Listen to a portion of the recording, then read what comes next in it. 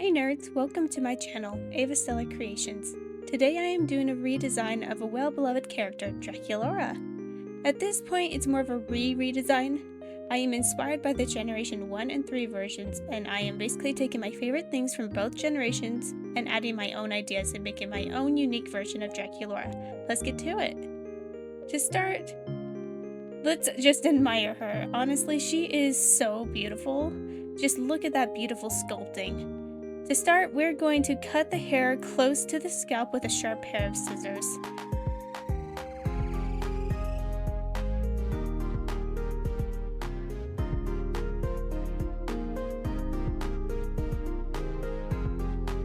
After the hair is cut off and removed, we can now remove her face with 100% acetone. Using a cotton square, I kind of press it onto the face and get as much of the face off as I can. It's actually quite fun. Taking another square, I wipe off the rest of the face, getting into those lip creases and the inner corners and get as much off as I can. Once it's all clean, wash it with warm soapy water and remove the head and hair. Now that the head is prepped and cleaned, we can now consider doing the rerooting process. Using some colors I have on hand from the doll planet, I have some ink black left over from another project, and I also have these two colors left over from my Technoblade doll repaint. I have these extra wefts from Technoblade. Although they would be perfect for Draculaura, it would take a lot more process to try and undo the wefts and reuse them for rerooting. So I'm just going to use the pink and the black that I have left over. After doing the reroot, I section off the parting and the bang area with some twist ties and some hair elastic so I don't lose my way after gluing and doing the repaint.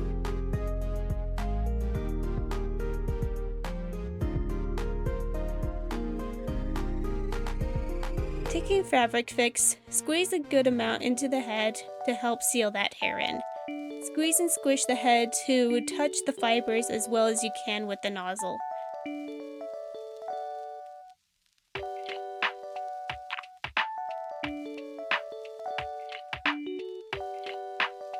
I didn't feel quite confident that I touched all the fibers with the nozzle, so using a wooden dowel, I pushed the glue into the rest of the hair.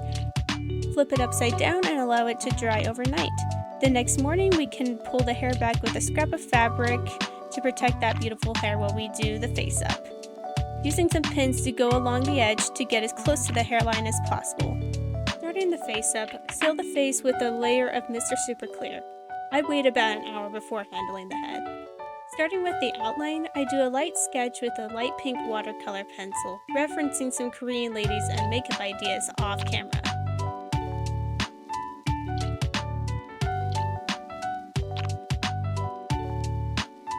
Once I'm confident with the details, I start darkening my lines to bring forward the details that I like. I'm going to darken the eyeliner and bring forward the little bad eyelashes.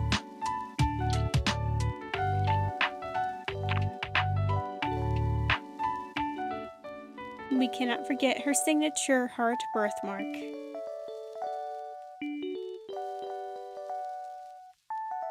With the outline in place, we can now move on to my chalk pastels and start adding some more detail to the face. Putting a blob of pigment onto the face, I take my kneaded eraser and start carving out a pair of eyebrows.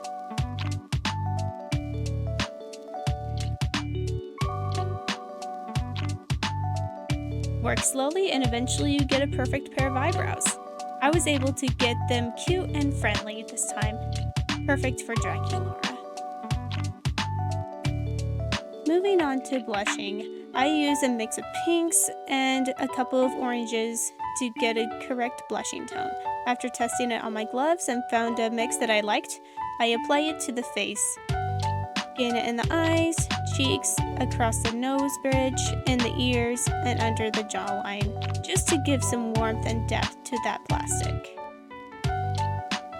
Using some rose gold Pearlix powder, I sprinkled it across her entire face to give her that lustrous golden vampire shine. Once I was satisfied with the amount of pigment, I add another layer of Mr. SuperClear to save my progress. Moving on to the body, I use the same colors as I blushed the face with. I blushed the inner and outer joints and extremities like the fingers and toes, with the higher parts like the collarbone and inner corners like the spine and the hips.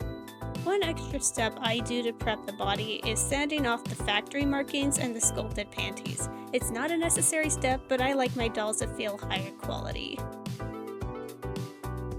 Satisfied with the blushing, I add a layer of the rose gold pearlix powder to the rest of the body. If she doesn't shine like the sun, she is not sparkly enough, so I did about 2 more layers of powder and sealant for the rest of the body. Going back to the face up, I can now start adding bigger details like color placements.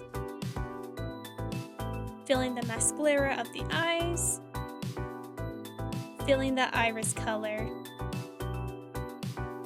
and darkening the eyelashes and the eyeliner with a black pencil. Getting those shapes nice and sharp. Fill in a waterline. And go into the eyebrows and fill in with teeny tiny hairs. I like to do it from inner corner to outer corner and darken the edges.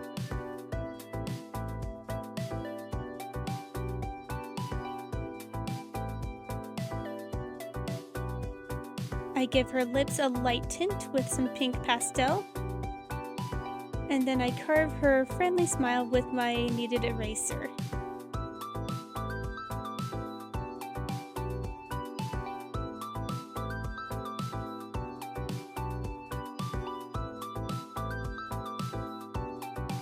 At the end of each layer, I keep adding more gold powder to finish off the face layer.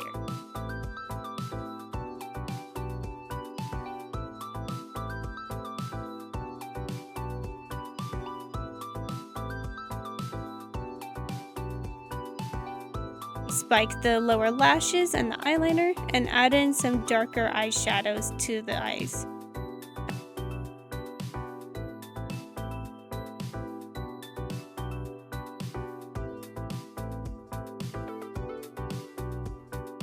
Darken the blush as well across the cheeks and the nose.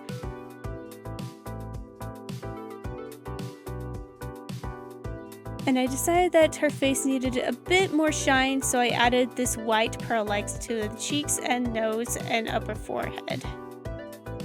Now that it's closer to the end of the face up, I usually use gouache paints, but instead I'm going to try out POSCA markers today.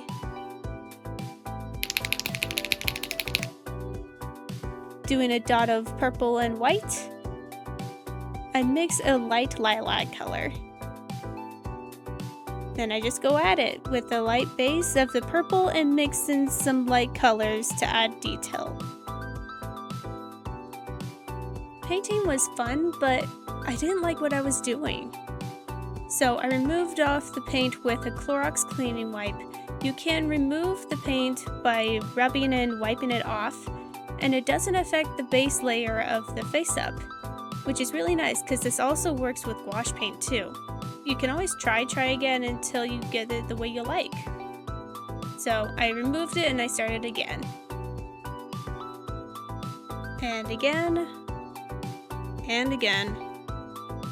And again. Then I tried some white eyeliner, but I didn't like anything that I was doing. I figured the root of the problem was the paint itself. It was too bold for the look that I wanted to go for.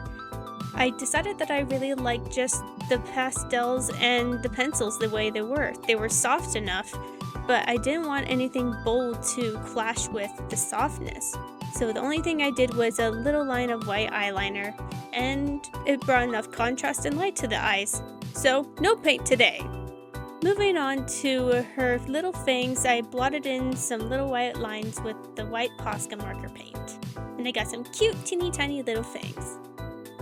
The last painted detail we need is the little eye shines. I decided to do little hearts because why not? It's Draculaura.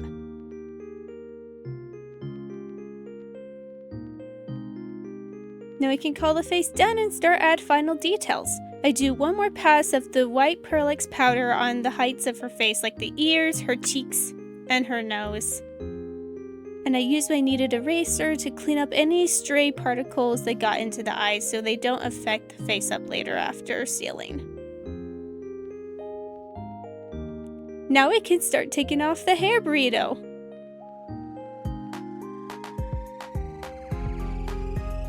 Forgot one more thing, I need to gloss her face. Using Duraclear Gloss varnish, I gloss her irises and her lips.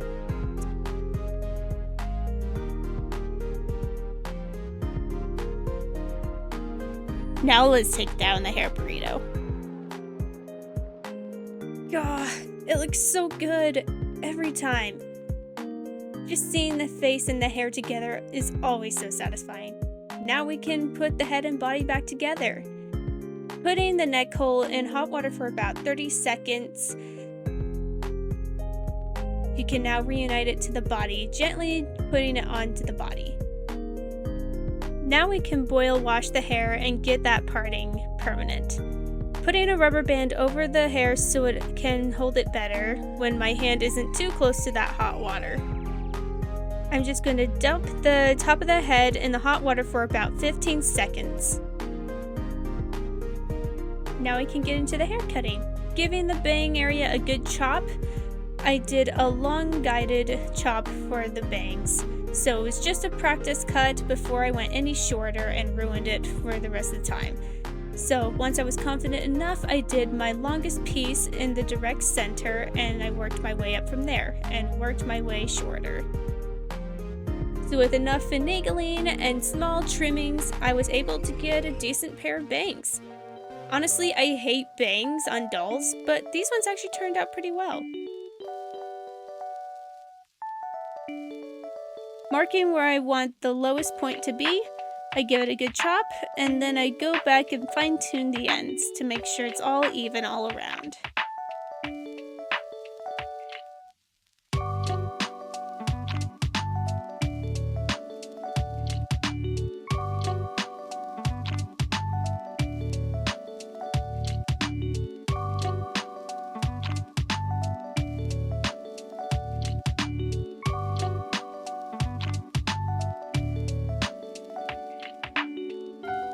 Moving on to hairstyling, I just did a cute half up, half down style.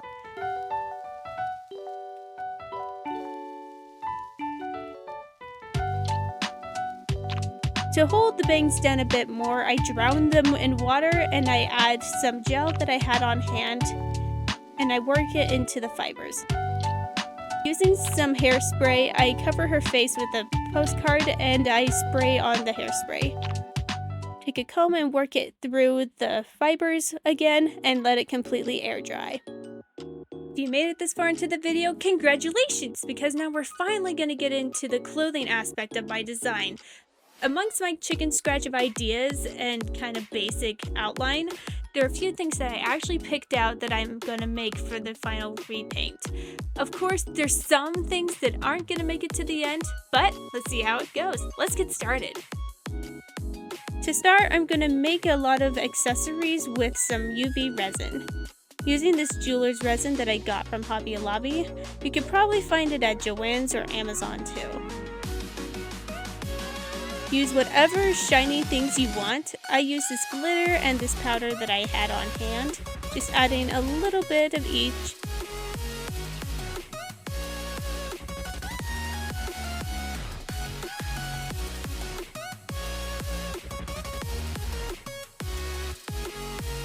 Stir it up real good. Then you get forbidden glitter pudding. Taking a mold that I have on hand and getting a teeny tiny amount. There isn't really much. Just do a careful teeny drop of resin right into that little heart mold. Then I'm going to cure it for about 3 minutes underneath my UV light.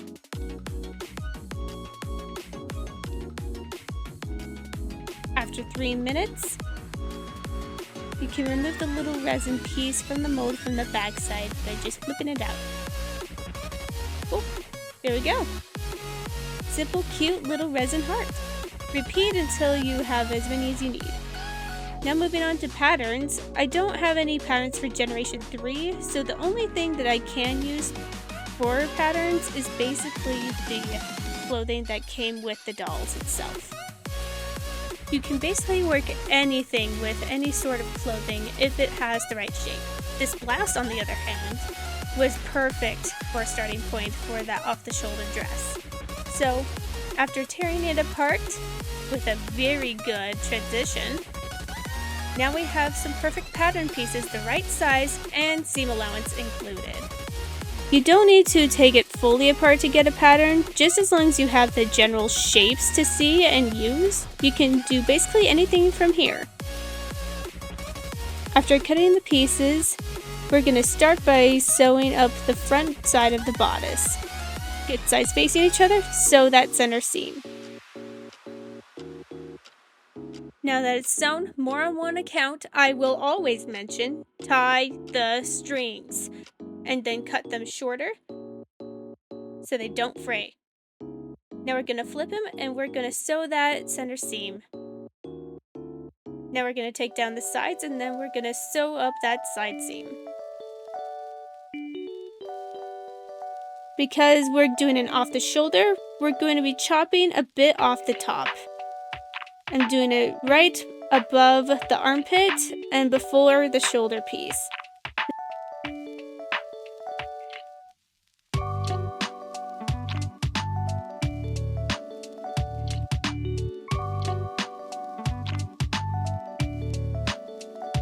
Fold out the piece and now we can start hemming.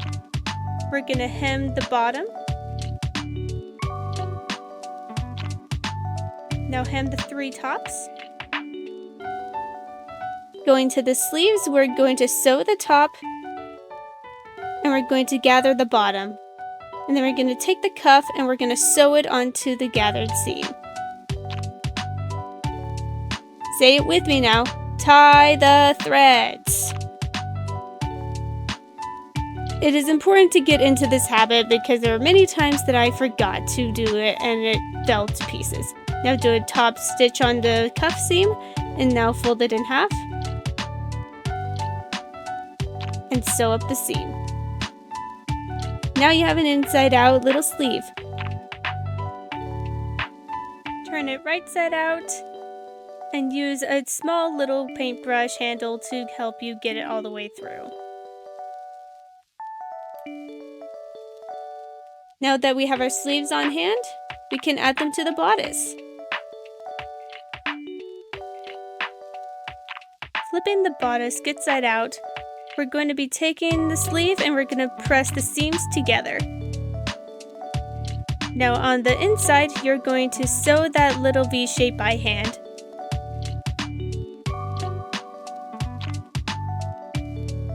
Now we have to hem the sides, so doing a small notch cut. Turn in the seam and sew. Do it on both sides. Now you're going to fold it in on itself, good sides all facing each other. And you're going to sew that back seam up.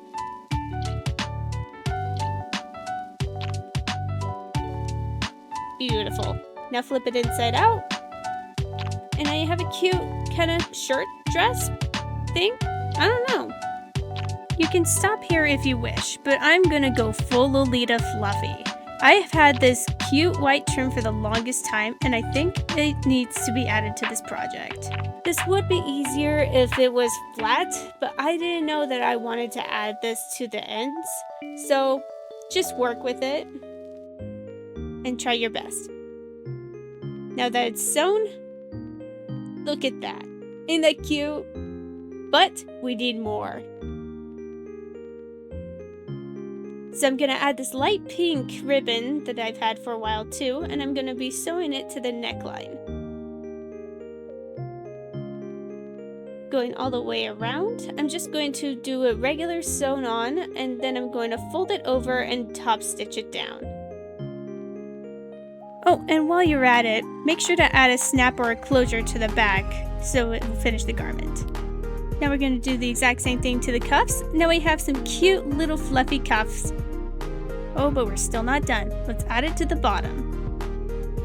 Super cute! Let's make the big skirt. Using that cheerleader outfit, I was able to get a basic skirt pattern and widened it a bit more so we'll have more frills. Now we just need to add a huge ruffle. I measured about 2 by 34 inches in length and width. Gather it all up and sew it along the bottom. And flip it right side out. It's super cute and fluffy already, but it needs something more. Oh ho ho ho. Add as much tulle, ribbon, and whatever you want to it. This is exactly what I did, and I added some black lacing, some ribbon, and some trimming all around. Once you're done decorating it, do a gathered stitch and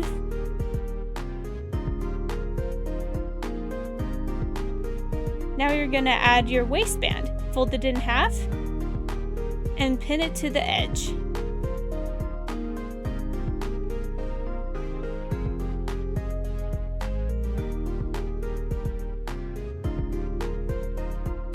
Going all the way around until you fill it up. Sew all the way across, and you're gonna sew up the back side about halfway.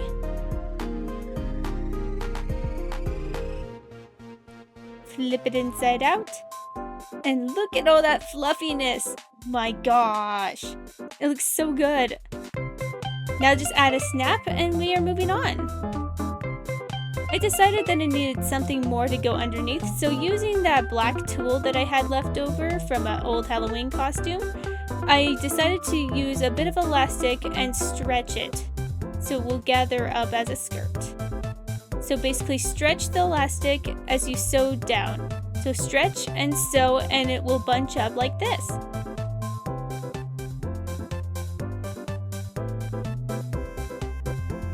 Turn it inside out and sew up that back side.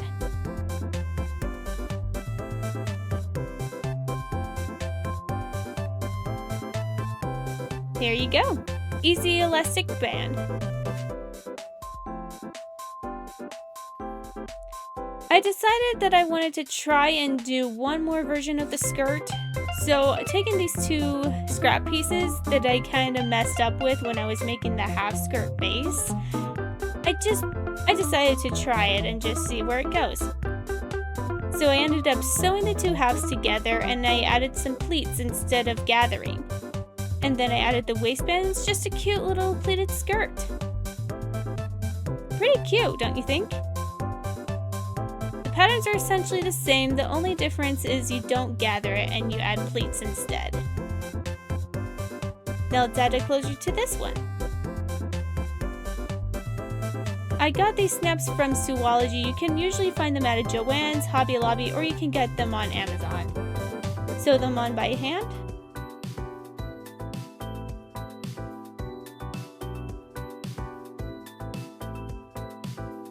Cute! Honestly, I kind of like this skirt better.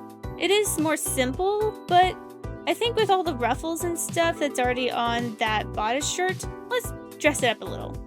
Using some UHU glue, I'm going to be gluing on some rhinestones to the front to add a bit something more. Plopping some UHU glue onto a card, and it will be easier to handle getting onto these rhinestones. I just use a needle and pull it onto a back of a rhinestone and plop it onto the back. I drew up a schematic of what design I'm going for, and I followed it as I went along.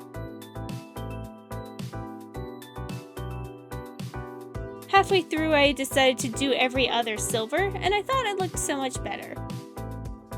Add a silver lacing to the waistband,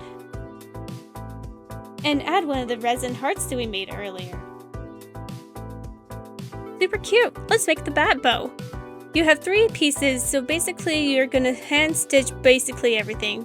Gather the middle seam, and you're going to sew the bat first together, and then you're going to take that little band and you're going to wrap it around, hand stitch it, and then glue on the rhinestone on top. Easy!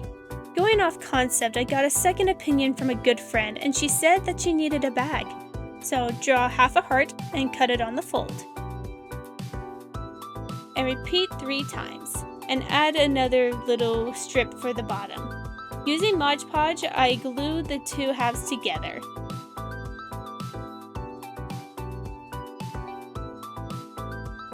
Now that the 2 halves are glued together, let's add some fabric. Outlining the paper heart onto the fabric, Cut out some seam allowance going around the heart shape and glue the pieces together. Going around the edge of the heart, cut some notches so you can glue down these flaps later. Get the top and bottom corners first and go around the edge. Putting some Mod Podge in the middle and fold over those little flaps. Once all the flaps are folded, you get a nice little clean side and a more ugly side. Do the exact same thing on the middle band and cut the edges. Put some Mod Podge on the top and bottom edges and fold down the folds. Now instead of gluing them to the paper, you're going to glue those little tabs to the heart, going up the curve. Repeat on both sides and you get this little empty bag. Now you get to decorate it. From the leftover resin from earlier, I made a bigger resin heart and I plopped it right in the middle with some UHU Glue. And going around the edges, I added some black rhinestones. And I added some chains and some ribbons to the sides. It was definitely a needed accessory. I'm so glad I did it. For the shoes, I'm just going to paint these G3 Monster High shoes black, and I'm going to coat it in Duraclear Matte varnish. I did a layer of acrylic, then I did matte varnish, and then I did another layer of acrylic, then I did 2 layers of matte varnish and completely sealed in the paint so it doesn't chip. Simple and black. Now we're going to have some fun with that heart. Taking some top coat from my gel polish kit, I gently paint just the heart on the shoes. Put them under the UV light for 20 seconds. And this part is key. Make sure to watch it and right at 20 seconds turn it off. Now taking this powder that we used from earlier that we used in the resin, it is actually chrome powder. So you can actually apply it to resin when it's slightly tacky and you will give it a nice metallic finish. Taking a little bit on an applicator, rub it onto the heart.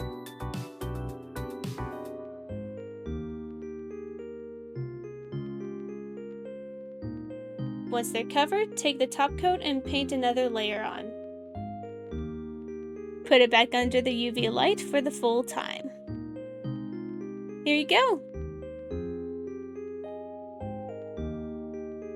After giving her a quick ear piercing, I put in some wire and I looped on some more resin hearts from earlier for a really cute little pair of earrings. I decided there was one more thing I wanted to make. I had to make a flirty little cloak out of this pink satin and ribbon using Delightful's lovely pattern. For regular Monster High dolls, it actually fits Generation 3 just perfectly. Look at it, it's so cute. Valentine's Day is not a warm holiday, so why not? And I believe every vampire deserves a flirty little cloak. All that's left is the final assembly and the final reveal. Thank you so much for making it to the end of the video. If you would like to see more Monster High repaints, consider subscribing to the channel. Stay up to date with my daily uploads. I am planning a whole redesign series, so stay tuned for more and let me know in the comments which ghoul you would like to see next. See you next time, nerds! Bye!